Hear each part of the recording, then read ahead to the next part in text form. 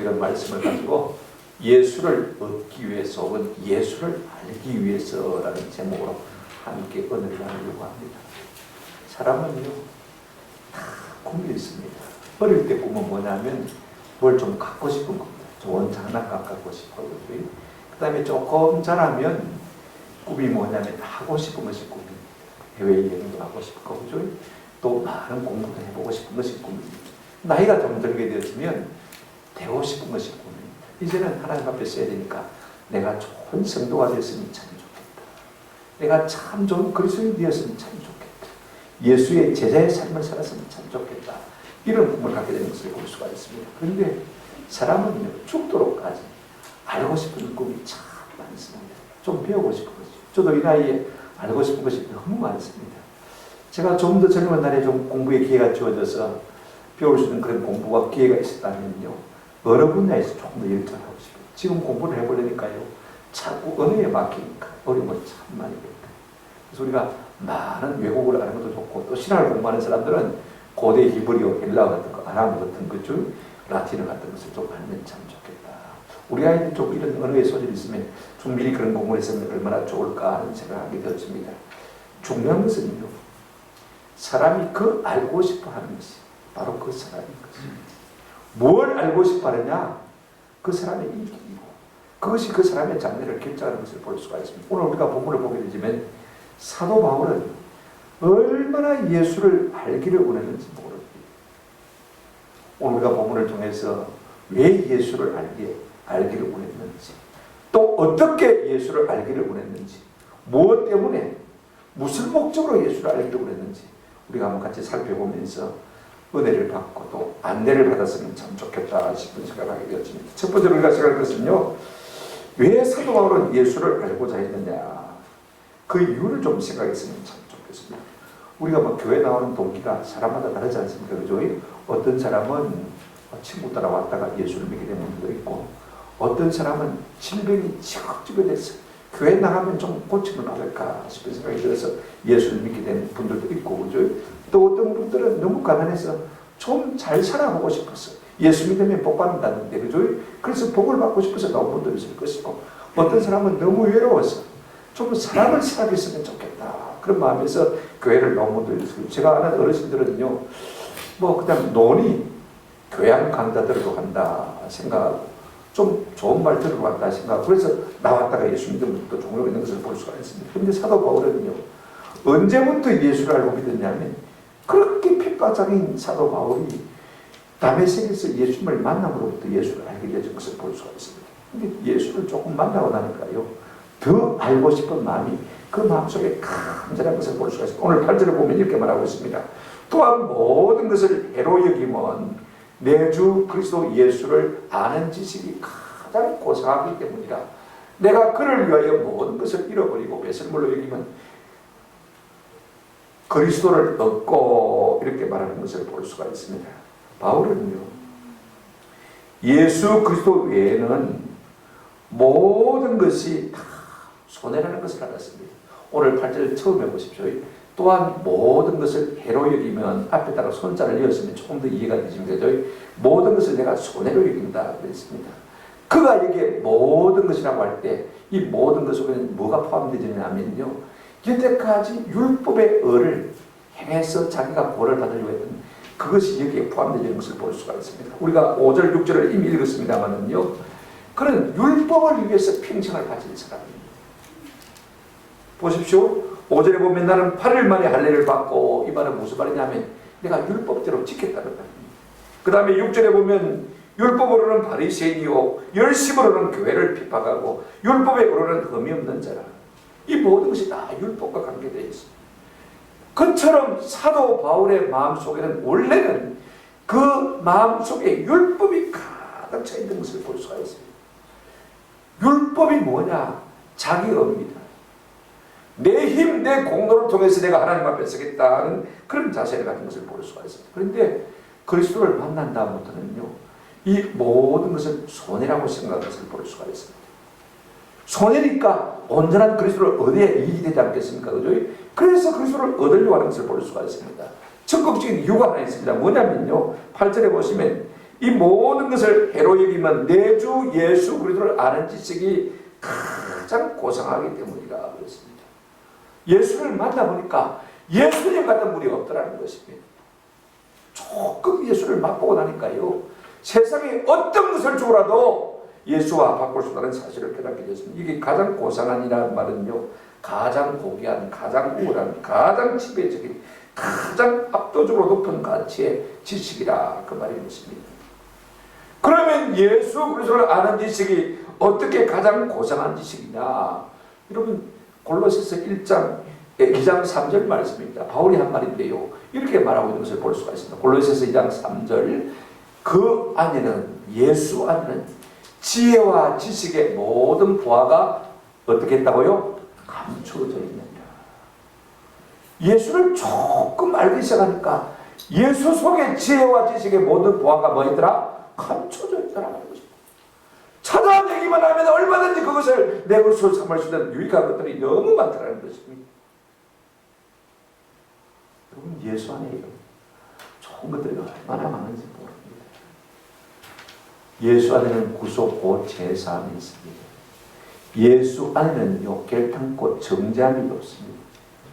예수 안에는요, 부활과 생명과 영생이 있습니다. 제가 예수 안에서라고 한 성경 구절을 검색해보니까 그 다음에 줄줄이 나오는 것들, 이런 것들, 세상이 줄 수 없는 부활, 생명, 영생이 거기 있더란 말입니다. 그런가 하면 예수 안에서 끊을 수 없는 하나님의 사랑이 계속해서 우리를 향해서 흘러나오는 것을 볼 수가 있어요. 제가 마음에 탁 부딪히는 것이 뭐냐면 고린도전서 1장 30절 말씀입니다.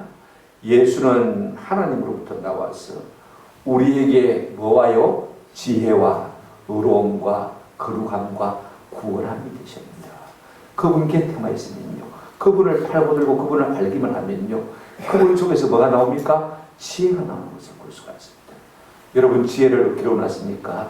예수를 아는 은혜가 있기를 주의 이름으로 축원합니다. 여러분, 의로움이 어디서 나오는 것입니까? 내가 의롭게 살고 싶다고 해서 내가 의로워지는 것 같다고 아닙니다. 그러면 그럴수록 자꾸 수렁에 빠져들어가는 우리를 올려낼 수 있습니다. 여러분, 그렇지 않습니까? 내가 내 자유로 검증하려고 하면요, 먹을 일이 더 많이 생기고요, 먹고 싶은 충동이 더 많이 일어나는 것을 볼 수가 있습니다. 그런데 하나님이 은혜를 주셔서 감동하셔서 검식해라, 그렇게 검식할 때는요, 전혀 불편한 걸 못 느껴요. 내가 죄 안 짓겠다 그러면요, 이 사람이 죄질 것만 자꾸 생각되어지고요, 자꾸 그 마음속에 우리 속에 충동이 일어나는 것을 볼 수가 있습니다. 결국은 예수를 알고 예수 속에 들어가면요, 의로움이 우리 가운데 생기는 것을 볼 수가 있습니다. 그런가 하면 거룩함도 자연적으로 주어지는 것입니다. 죄질 생각이 다 사라지는 것을 우리가 느낄 수가 있습니다. 그런가 하면 구원함이 그 속에 있습니다. 내 어리석음을 지혜롭게 만드시고, 내 추함을 아름답게 만드시고요, 내 연약한 육체를 건강하게 만드시고요, 죽을 몸이 살게 만드시고, 그 다음에 지옥 갈 우리를 천당하게 만드시는 구원함이 어디 속에 있습니까? 예수 속에 있단 말입니다. 그러니 예수님이야말로 가장 고상한 지식인 것입니다. 그렇다면 중요한 질문 하나 해보십시다. 사도 바울이 왜 그토록 예수를 알고자 했느냐? 간단합니다. 요한복음 17장 3절에 보면 이런 말씀이 있습니다. 영생은 곧 유일하신 참 하나님과 그가 보내신 자 예수 그리스도를 아는 것이니라, 그렇게 말하고 있습니다. 아는 것이 영생이라고 했습니다. 누구를 아는 것이요? 하나님과 예수를 아는 것이 영생이라고 했습니다. 그런데 여러분, 이 아는 것이 왜 영생이 되느냐? 아는 것이 믿는 것이기 때문에 그렇습니다. 아는 만큼 사람은 믿고요, 믿는 만큼 알게 되어 있습니다. 제가 시편 9편 10절을 얼마 전에 읽다가 아, 그렇구나 깨달았습니다. 시편 9편 10절에 보면 이런 말씀이 나옵니다. 여호와여, 주의 이름을 아는 자는 주를 마오리니 의지하오리니. 알아야 의지한다 말입니다. 알아야 믿는다 말인 것입니다. 내가 하나님 예수 그리스도 그분이 어떤 분임을 알면 알수록 그분을 뭐 하기 쉽습니까? 의지하기 쉽고 믿기 쉬운 것입니다. 그래서 사도 바울은요, 그리스도를 알기를 간절히 원하는 것을 볼 수가 있습니다. 그래야 더 잘 믿을 수가 있으니까. 오늘 우리는 어떻습니까? 얼마나 예수를 알기를 원합니까?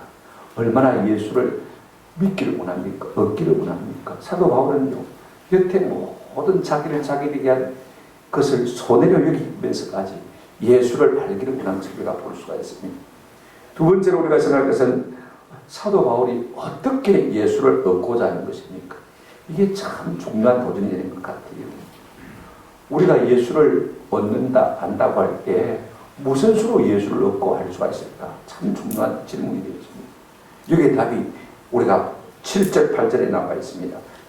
그러나 무엇인지 내게 유익하던 것을 내가 그리스도를 위하여 뭐로 여길 뿐더러 해로 여길 뿐더러. 그 다음에 또한 모든 것을 해로 마음은 여김은. 이 말이 참 중요하죠. 내 주 그리스도 예수를 아는 지식이 가장 고상하기 때문이라. 내가 그를 위하여 모든 것을 잃어버리고 배설물로 마음은 여김은 그리스도를 얻고, 이렇게 말하고 있는 것을 볼 수가 있습니다. 여기 두 가지 동사가 나와요. 사도 바울은 이때까지 자기가 이익이라고 생각하던 것, 그죠? 그걸 손해라고 여겼습니다. 그 다음에 이때까지는 자기가 보배라고 생각했던 것을 배설물로 생각한 것을 볼 수가 있습니다. 여겼다는 동사가 중요하고, 그 다음에 잃어버렸다는 동사가 참 중요합니다. 우리가 어떻게 하면 예수를 내 것으로 얻을 수 있을까? 이 두 가지 동사를 따라가면 될 것 같아요. 첫 번째 이것입니다. 여러분, 사도 바울은요, 예수 외에는 모든 것을 손해로 배설물로 한번 따라합시다. 여겼습니다. 여겼어요.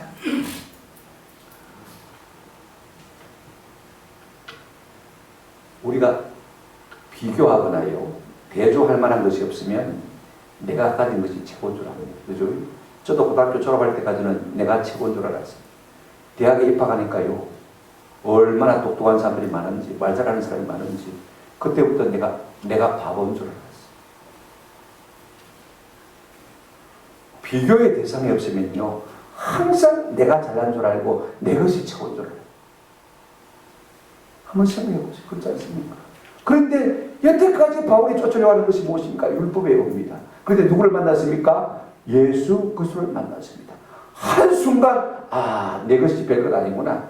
내 것이 여태까지 유익하다고 생각했던 것이 뭐다? 손해구나하는 것을 깨달았습니다. 내가 가장 보배로운 것이라고 붙들고 있었던 것이 이건 예수 그리스도에 비하면 무엇에 불과하다? 배설물에 불과하다는 사실을 깨달은 것입니다. 사람은요, 끊임없이 비교를 통해서 선택하는 것을 볼 수가 있습니다. 최상의 선택의 방법이 뭐냐면요, 이걸 우리가 기억할 필요가 있습니다. 최고가 아니면 손해로 여기는 것입니다. 어중간하게 괜찮은 것은요, 무조건 손해로 여겨버리는 것이, 배설물로 여겨버리는 것이 최고의 선택을 잘하는 방법인 것입니다. 그러므로 우리가 살면서요, 여기는 기술이 참 중요해요. 이 말은 무슨 말이냐면 관점의 변화인 것입니다. 우리가 내가 전에 좋아하던 이 세상과 세상에 속한 것을 버리려면 예수 그리스도를 놓고 비교를 해보는 것입니다. 결단코 이것이 내게 이익이 아니구나, 손해구나, 그렇게 여기는 마음이 참 중요합니다. 예수 그리스도와 내가 좋아하던 것을 비교해 보니까요, 이건 배설물에 불과하구나, 배설물로 여기는 마음 참 중요한 것입니다. 이게 생각에 대한 관점의 변화인 것입니다. 여러분, 여태까지 사도 바울은요, 그건 아니면 못 살 것이라고 생각했던 율법의 이것을 갖다가 예수 그리스도 앞에서는요, 배설물을 여긴 것을 볼 수 있습니다. 손해를 여겼습니다. 실제적인 이야기가 하나 있습니다. 히브리서 11장 26절에 보면 모세 이야기가 나오는데 이렇게 말하고 있습니다. 모세가 그리스도를 위하여 받는 모든 수모를, 그리스도를 위해서 받는 모든 능력, 고통 있지 않습니까? 모든 수고, 애씀, 희생, 이런 것들을 애굽의 모든 부하보다 더 큰 재물로 여겼습니다. 여러분, 애굽의 부하가 얼마나 많겠습니까? 그 당시에 미국 같은 최고의 강대국이었으니까 말입니다. 얼마나 많은 부가 집중되어 있었겠습니까? 그럼에도 불구하고 그는 누구를 택했느냐? 하나님을 택하고 그리스도를 택한 것을 볼 수가 있습니다. 당장 따라 말씀은 손해인데요, 힘든데요. 여러분, 왕자의 지위를 내버린다는 것이 여러분 쉽겠습니까? 그걸 포기한다는 것이 쉽겠습니까? 훨씬 더 큰 무엇이 있어야만 그것을 내려놓을 수 있다, 그 말인 것입니다. 그런데 여러분 어떻게 했습니까? 이 모세는요, 그리스도를 위하여 받는 모든 수모를 갖다가 애굽의 모든 부하보다 더 큰 재물로 뭐 했습니까? 여겼다 그랬습니다. 관점의 변화입니다. 뭐 때문에 그렇게 가능했냐 하면 이는, 그 이유는 상주심을 바라봅니다.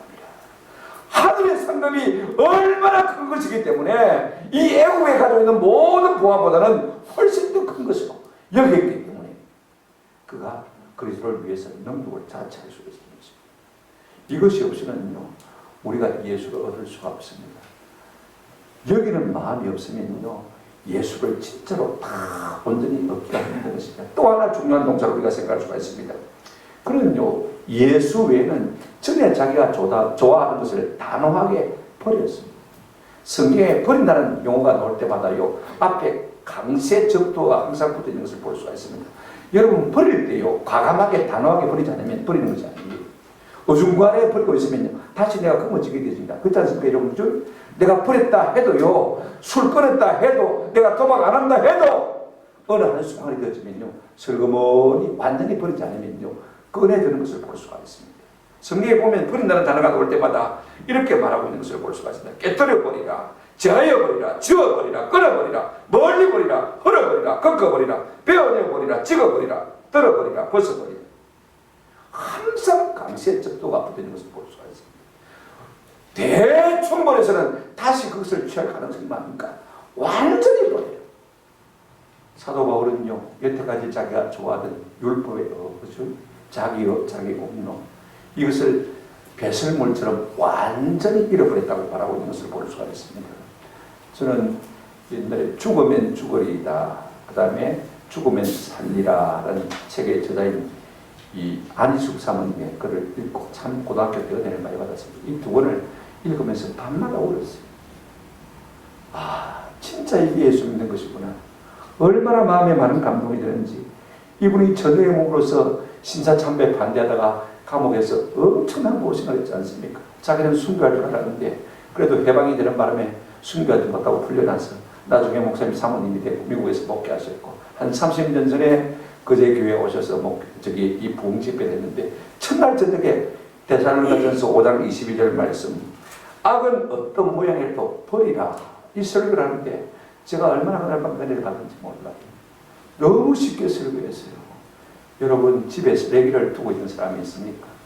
음식 찌꺼기를 며칠씩 집에 쌓아놓고 있는 사람이 있습니까? 버리지 않습니까? 우리가 변을 내 몸속에 담고 있으면 어떻게 되겠습니까? 그러면서요, 그런 이야기를 하셨어요. 한 달 동안 변을 못 봐가지고 병원 응급실에 간 사람 이야기를 하시더라고요. 그래, 의사들이 시술을 하고 조치를 해가지고 어느 한순간에 변이 터지는데 말입니다. 마치 한 달 동안 모여있던 변이 대포처럼 팍 쏟아놓는데 온 응급실이 막 엉망진창이 되고 냄새가 진동하는데 의사들이 응급실에 못 있어 다 나가버립니다. 여러분, 한번 상상을 해보십시오. 배설물과 같은 것들을 쌓아둔 사람이 아무도 없습니다. 버려야 되지 않습니까? 우리가 버려야 될 것을 버리지 못하면 이와 같은 상황을 초래할 수가 있는 것입니다. 그러면 우리가 버려야 될 것이 무엇인가? 사도 바울이 버리고 싶어하는 것이 무엇입니까? 세상과 세상에 속한 자랑들 아닙니까? 그죠? 자기와 같은 거 아닙니까? 요한일서 2장 15절 16절에 보면 이 세상이나 세상에 있는 것들을 사랑하지 말라. 누구든지 세상을 사랑하면 아버지의 사랑이 그 속에 그 안에 있지 아니하니 되었습니다. 여러분, 중요한 것은 우리가 세상을 사랑하면 사랑할수록요, 하나님의 사랑을 경험하지 못한다는 것입니다. 세상에 있는 것들을 포기하면 포기할수록 하나님의 위로와 하나님의 은혜와 하나님의 사랑이 우리를 사로잡는다는 사실을 말하고 있는 것입니다. 거꾸로 말하는 거예요. 우리가 포기할 때, 내 것을 포기할 때 하나님의 사랑이 우리를 얼마나 위로하는지 우리는 신앙생활을 통해서 경험을 하고 있습니다.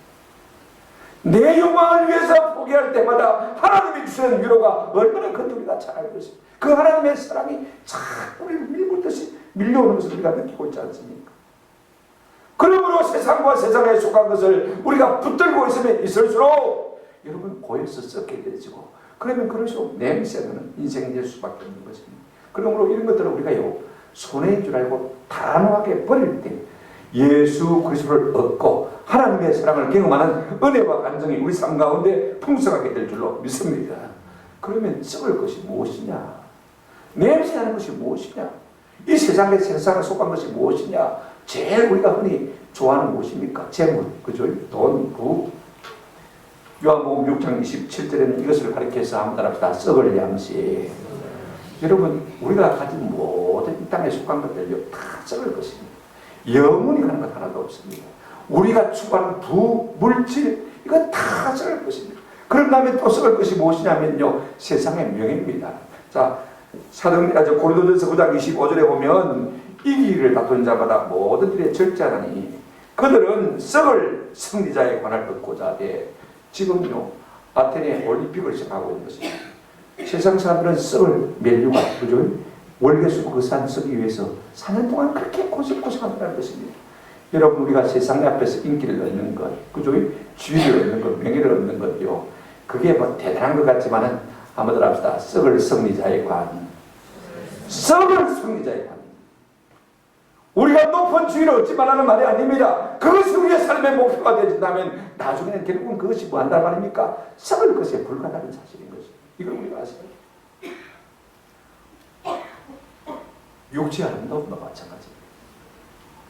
많은 사람들이 육체 아름다움을 추구합니다. 젊은 사람들 가운데 그죠?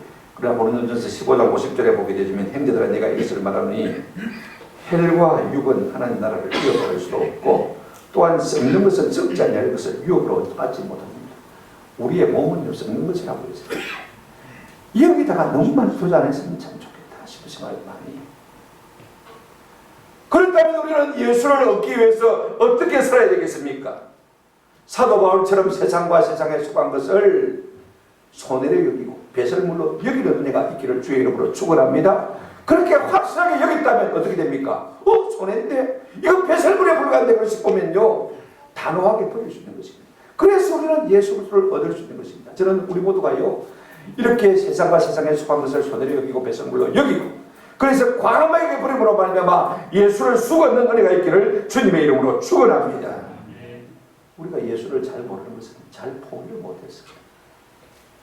저도 그런 것 같아요. 진짜 세상 학문을 다 포기해버리면요 예수 그리스도가 쏙 내게 들어올 것 같은데 아직도 세상 학문이 좋고 이거 좀 알았으면 좋은 것이 너무 많고 저는 돈에 대해서는 별로 포기를 합니다만요 알고 싶은 것에 대해서는 잘 포기가 안 돼요. 아마 제가 세상의 모든 학문들을 내려놓는 순간에 더 좋은 목사가 될 수 있지 않을까 그런 생각이 참 많이 들어요. 오늘 우리가 우리의 좋아하는 것들을 버림으로 말미암아 포기함으로 말미암아 전적으로 예수를 얻는 은혜가 있기를 주님의 이름으로 축원합니다. 관점의 변화 포기의 은혜로 말미암아서 예수 그리스도가 내 속에 쑥 들어오는 놀라운 경험과 은혜 가운데 거하시고 승리하시는 저와 여러분 되시기를 축원합니다. 세 번째로 사도 바울은요 전에 좋아하는 것을 다 손해로 배설물로 여기고 또 버렸습니다. 버려서 예수를 얻지 않습니까? 그죠? 그런데 도대체 예수 속에 뭐가 있길래 예수를 얻으려고 하는 것인가? 그 목적이 무엇인가? 우리가 9절부터 11절까지를 보면 알 수가 있습니다. 9절 보시면요. 그 안에서 발견되려 하미니 내가 가진 너는 율법에서 난 것이 아니요 오직 그리스도를 믿음으로 말미암은 것이니 곧 믿음으로 하나님께로부터 난 의라.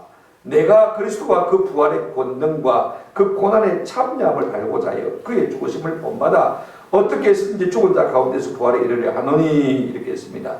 말이 좀 복잡합니다만은요 제가 두 가지만 정리해서 이렇게 말씀을 드리려고 합니다. 그는 예수 안에서 예수를 얻어서 무엇을 얻고자 하느냐 두 가지입니다. 한번 따라합시다. 하나님의 의를 덧입고자 합니다.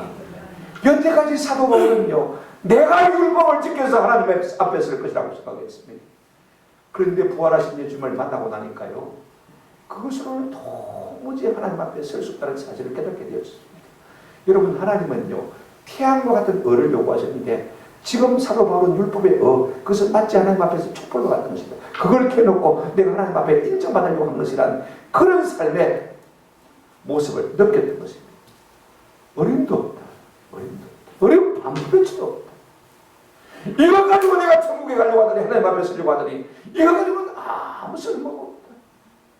예수 그리스도로 말미암아 그분이 우리에게 입혀주시는 의의 옷을 입는 길밖에는 내가 구원함을 얻는 길이 없다는 사실을 깨닫게 되는 것입니다.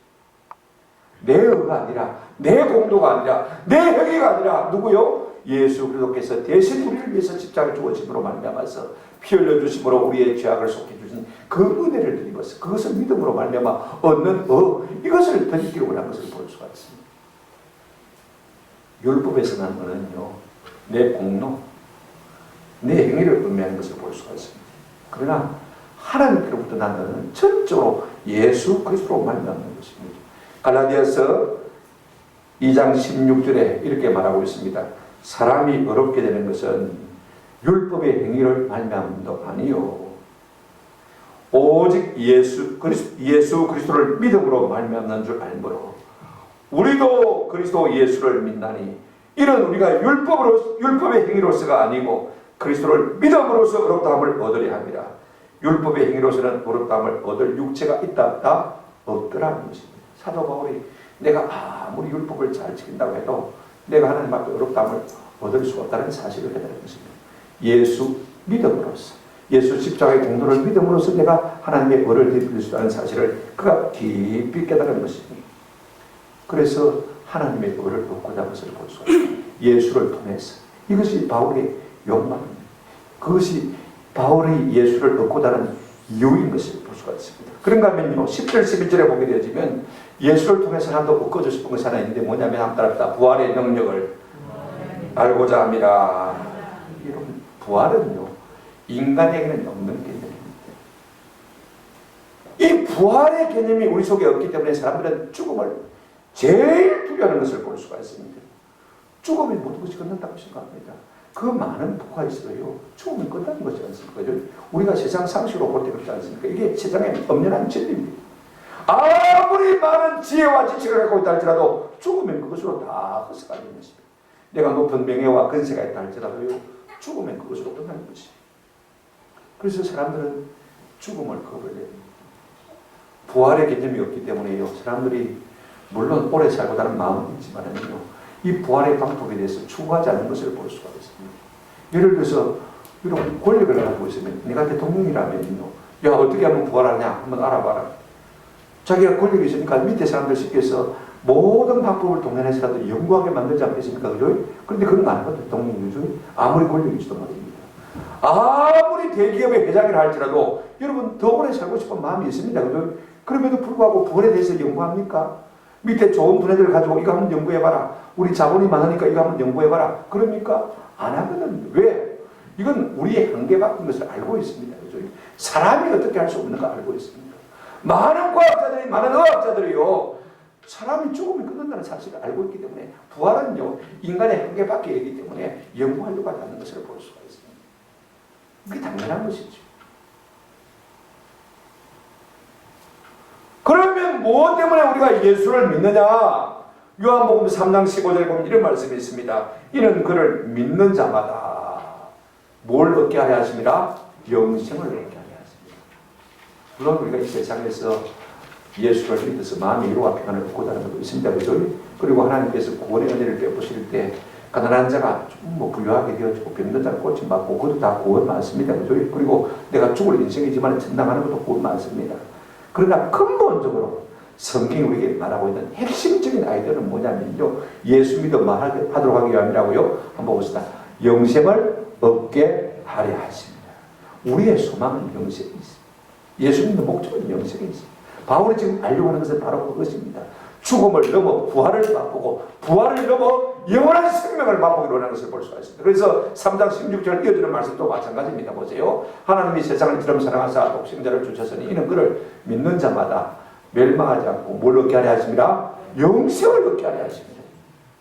제가 새벽마다 디도서 강의를 하고 있는데 디도서 1장에서 제가 마음의 충격을 하나 받았어요. 여러분 1장에 보시면요, 이런 말씀이 있습니다. 디도서 1장 1절 2절을 펴보시면요, 나의 사도된 것은, 사도 바울이 그렇게 말하는 것을 볼 수가 있습니다. 나의 사도된 것은, 그 사도된 목적이죠. 이유를 지금 말하고 있는 것을 볼 수가 있습니다. 그 다음에 중요한 것이 있습니다.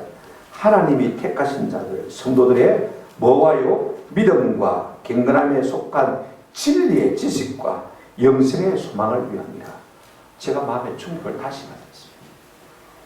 목사가 존재하는 이유가 무엇입니까? 성도들의 믿음이 자라도록 하기 위해 존재하는, 이건 우리가 기본적으로 알고 있는 것입니다. 그죠? 근데 두 번째 보시면요, 뭐라고 했냐면 경건함에 속한 진리의 지식이라고 말했어요. 무슨 말이냐면 하나님의 말씀에 대한, 하나님에 대한 진리와 지식을 자꾸 공급해 주어서 그들이 하나님을 알아갈수록 해주는 것이 목회자의 사명이라는 것입니다. 그 다음에 세 번째 보십시오. 영생의 소망을 위함이라고 했습니다. 이 땅에서 잘 먹고 잘 사는 일에, 이 땅에서 성공한 일에 우리가 너무 많은 관심을 갖고 거기에 대해서 초점을 맞추고 설교를 많이 합니다. 물론 우리가 어릴 때는요, 주로 요한계시록을 설교하고 영생에 대해 초점을 맞췄습니다만요. 우리가 잘 살기 시작하면서 목사님의 모든 설교의 초점이 어디에 맞춰져 있냐면 어떻게 하면 이 땅에서 성공적인 삶을 살 수 있을까? 거기에 초점을 맞추고 설교하는 것을 볼 수가 있습니다. 그러나 본질은 그게 중요한 게 아니에요. 우리가 이 땅의 삶을 아무렇게 살아는 말은 아닙니다. 그러나 더 중요한 것이 있습니다. 그것이 무엇입니까? 영생의 소망. 우리가 죽어도 주와 더불어 영원히 사는 이 소망을 자라게 해주는 것. 그 소망의 눈을 밝게 해주는 것이 사도된 목적이다. 교육자가 해야 될 일이다. 그렇게 바라고 있는 것을 볼 수가 있습니다. 참 중요한 이야기죠. 부활이 뭔가? 부활이 뭔가? 한번 따라합시다. 부활은 성도의 최종 병기입니다. 최종 병기. 이게 참 중요합니다. 부활이라는 것은 성도의 비밀 최종 병기입니다. 세상이 할 수 없는, 세상이 가질 수도 없는 최종 비밀 병기인 것입니다. 고린도전서 15장 51절에서부터 55절까지 사도 바울은 이렇게 말했습니다. 내가 너희에게 비밀을 말하노니 우리가 다 잠잘 것이 아니요 마지막 나팔에 순식간에 호련이 다 변화되리니 부활한다 그 말이죠. 나팔 소리가 나면 죽은 자들이 썩지 아니할 것으로 다시 살고 죽었던 사람들이 썩었던 사람들이 다시는 썩지 아니할 것으로 다시 살고 그 다음에 우리도 변화되리라. 아직 살아있는 사람도 다시는 썩지 않는 몸으로 변화된다 그 말이 있습니다. 53절에 이렇게 말하고 있습니다.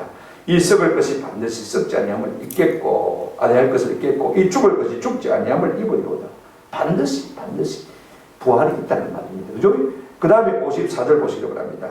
이 썩을 것이 썩지 아니함을 입고 이 죽을 것이 죽지 아니함을 입을 때는 사망을 삼키고 이기리라고 기록한 말씀이 이루어지리라. 이 지식, 이 부활의 소망을 갖고 있는 사람들은 55절에 이렇게 말하고 있습니다. 사망아 너희의 승리가 어디 있느냐? 사망아 내가 쏘는 것이 어디 있느냐? 무슨 말입니까? 예수 그리스도를 얻어 영생을 취한 사람들은요 사망 앞에서 너희의 승리가 어디 있느냐? 네가 쏘는 것이 어디 있냐? 큰 소리 칠 수 있다는 말씀인 것입니다. 오늘 성도가요 이 부활의 소망 영생의 믿음만 우리가 가지고 있다면요 이것이 성도에게서 최종 비밀 병기가 되어집니다. 세상이 아무리 나를 괴롭혀도 사망의 고통이 아무리 나를 넘어서만다 할지라도 우리는 그것 앞에서 말할 수가 있습니까? 든든하게 큰 소리 칠 수 있는 것입니다. 죽여봐. 다시 사는데 뭐. 그죠? 영원한 생명이 내 속에 있는데 네가 나를 죽일 수 있냐? 담대할 수가 있는 것입니다. 이걸 가진 사람은요 어떤 세상의 것도 우리를 이길 수 없는 은혜가 있는 줄로 믿습니다. 이게 참 무엇 때문에 사도 바울은 그 모든 것을 다 포기해서라도 예수를 얻기를 원했냐? 예수를 통해서 우리에게 덧입혀 주시는 하나님의 의의 세옷을 입혀주기를 사모해서 그렇습니다. 그런가 하면 부활의 영생의 생명을 얻기 위해서 그렇게 한 것을 볼 수가 있습니다. 말씀을 맺습니다. 사도 바울은 부활하신 예수님을 만난 다음에 예수 외에는 다른 것은 다 손해고 배설물에 불과하다는 사실을 깨달았습니다. 예수 그리스도를 아는 지식이 가장 고상하기 때문에 내가 여태 좋아하는 모든 것들을 다 손해를 여기고 배설물을 여기고 배설물처럼 버려서라도 예수를 얻기를 원하는 것을 볼 수가 있습니다. 그러면 무엇 때문에 예수를 그렇게 얻기를 원했냐? 예수 속에 하나님의 뭐가 있습니까? 의가 있습니다. 이 의가 있어야 구원을 얻을 수 있지 않습니까? 그죠? 여태까지 내가 율법을 통해서 들려온 의는 누더기에 불과했습니다. 하나님이 입혀주는 그 의의 옷을 입기로 한 것입니다. 예수를 통해서 주시는 의지요. 그죠? 여러분 사람이요 내 힘과 내 대로 천국을 간다면요 아마 똑똑한 사람이 다 천국 갈 거예요. 그죠?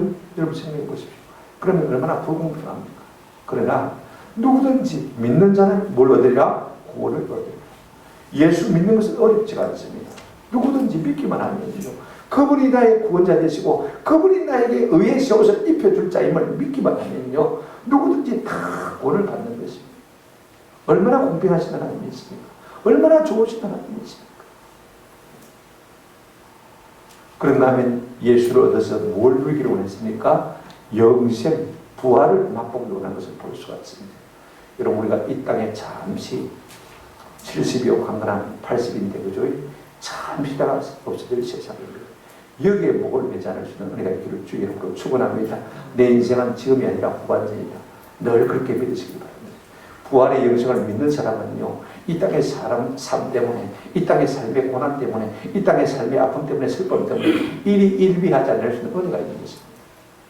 내가 좀 잘 살고 못 살고 그러면 문제가 아니에요. 그죠? 내 속에 영원한 생명이 있고, 내가 주와도 천국에서 영원히 살 것이라는 확신이 있는 사람은요, 세상을 향해서 큰 소리 칠 수 있습니다. 사망아, 내 이기는 것이 어딨냐? 사망아, 내 쏘는 것이 어딨냐? 한번 쏠라면 쏴봐라. 이기려면 이길 봐라.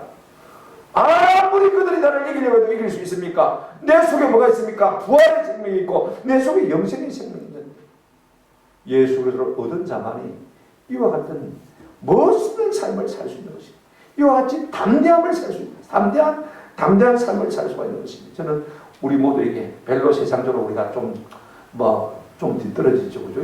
예수 믿는 사람이 세상적으로 대단하겠습니까? 그러나 우리 속에 긍지가 있는 것은 예수 속에 뭐가 있습니까? 생명이 있기 때문에 이 확신과 이 은혜로 말미암아 우리가 삶을 담대하게 살아갈 수 있는 은혜가 있기를 주님의 이름으로 축원합니다. 아멘.